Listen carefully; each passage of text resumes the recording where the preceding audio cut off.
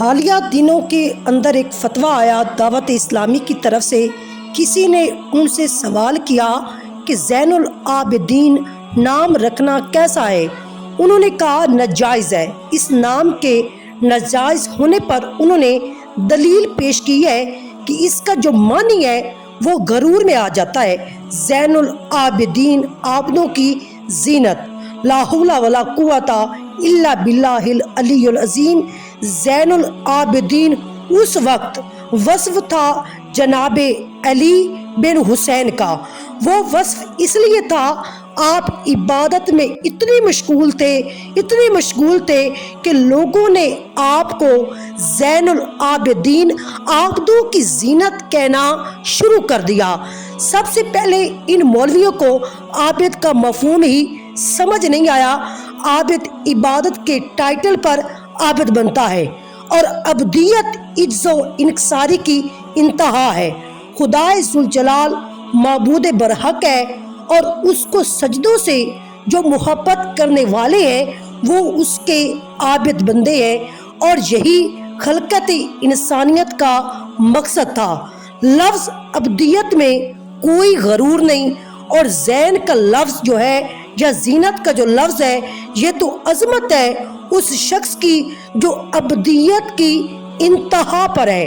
اسے یہ معنی اخذ کرنا یہ خود ستائی ہے، یہ غرور ہے، یہ بالکل غلط ہے۔ یہ دونوں نام عزت مآب ہے، زین بھی اور عابدین بھی۔ ان علماؤں کے جو دین ہے وہ اموی دین ہے، نبی کا دین نہیں ہے ان کے پاس۔ نبوی دین رسول خدا کا دین ان کے پاس نہیں ہے۔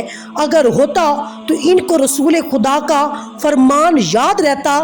حضور فرماتے ہیں کہ میری اہل بیت امان ہے، پوری روح زمین میں جو میری اہل بیت سے 1 سینٹی میٹر دور ہو گیا، ان کا مخالف ہو گیا تو اللہ تعالیٰ اسے شیطان بنا دیتا ہے، وہ انسانیت کے مقام سے بھی گر جاتا ہے۔ اور حضور فرماتے ہیں اگر کوئی شخص اپنی ساری زندگی حجر اسود اور مقام ابراہیم کے درمیان نمازیں پڑھتا رہے، روزے رکھتا رہے، مگر اس حالت میں مرے کہ اس کے دل میں میرے اہل بیت کا بغض ہو، تو مجھ محمد کو اس ذات کی قسم جس کے قبضہ قدرت میں میری جان ہے، اللہ تعالیٰ اس شخص کو ضرور جہنم میں ڈالے گا۔ حضور فرماتے ہیں کہ میرے اہل بیت کی مثال کشتی نوح کی طرح ہے، جو سوار ہو گیا وہ نجات پا گیا، اور جو رہ گیا وہ ذلیل ہو گیا، رسوا ہو گیا۔ حضور فرماتے ہیں 4 خوش نصیب ایسے ہیں جن کی میں قیامت کے دن شفاعت کروں گا۔ پہلا وہ ہوگا جو میرے اہل بیت کی انتہا سے زیادہ تعظیم کرے گا، توقیر کرنے والا ہوگا۔ دوسرا وہ شخص ہوگا جو ان کے لیے ان کی ضرورتوں کی چیزیں پوری کرے گا۔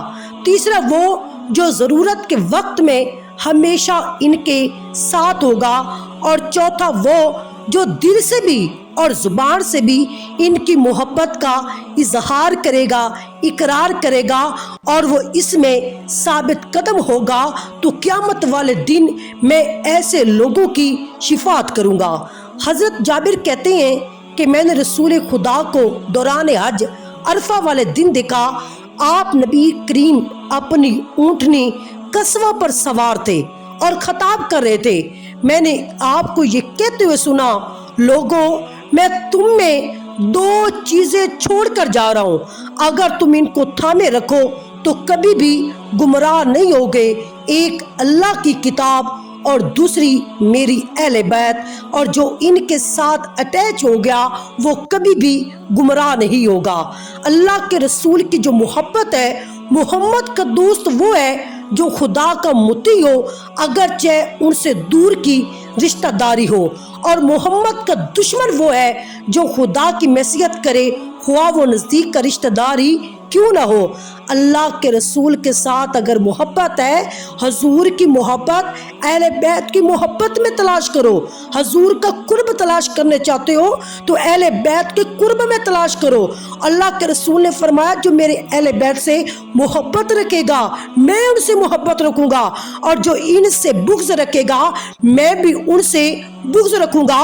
हजूर ने फरमाया मेरे जाने के बाद जब मैं दुनिया से चला जाऊं तो ये देखना कि मेरे जाने के बाद इनमें से कौन है जो मेरे अहले बैत के साथ अच्छा सलूक करे। और आप फरमाते हैं इनके साथ जंग करना मेरे साथ जंग करना है, और इनके साथ सुलह मेरे साथ सुलह है। अहले बैत रसूल तमाम इंसानों से अफजल है और जन्नत के सरदार हैं, और इनसे बुग़्ज़ रखने वाला हजूर से बुग़्ज़ रखता है। पंजतन पाक से मुखालफत करने वाला दरअसल अल्लाह की मुखालफत करता है, और इनमें से किसी से भी जंग करने वाला अल्लाह से जंग करता है, और अल्लाह से जंग करने वाले को दुनिया और आखिरत में सिवाय जिल्लत और पेशेमानी के कुछ हाथ नहीं आता।